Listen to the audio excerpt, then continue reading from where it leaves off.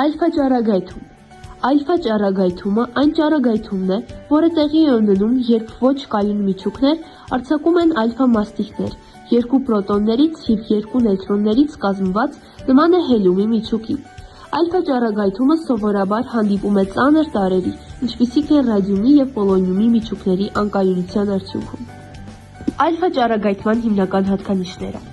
Մեծ չափ։ Ալֆա մաստիկները համեմատաբար մեծ են, ուստի նրանք դժվարությամբ կարող են անցնել նյութերի միջով։ Օրինակ, դրանք չեն կարող անցնել մարդու մաշկից, բայց կարող են վնասացնել ներքին օրգաններին, եթե ռադիոակտիվ նյութերը ներս կլանեն։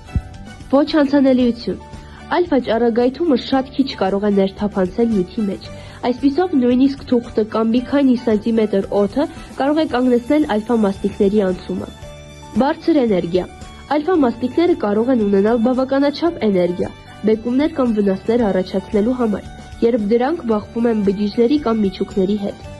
Ռադիոակտիվ նյութեր։ Ալֆա ճառագայթում սովորաբար հանդիպում է այսպիսի ռադիոակտիվ տարրերի՝ ռադիումի, թորինի, պոլոնիումի և այլ ծանր տարրերի անկայուն միջուկների մարելուց։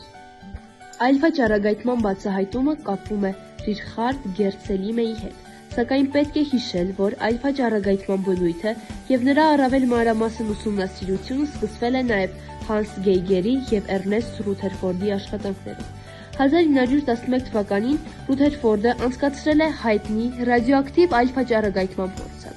երբ նա հայտնաբերեց, որ ալֆա մաստիկները կարող են անցնել որոշակի նյութերի միջով, բայց դրանց որոշակի հատկությունները նաև կարևոր դարձան միջուկային ֆիզիկայի զարգացման համար։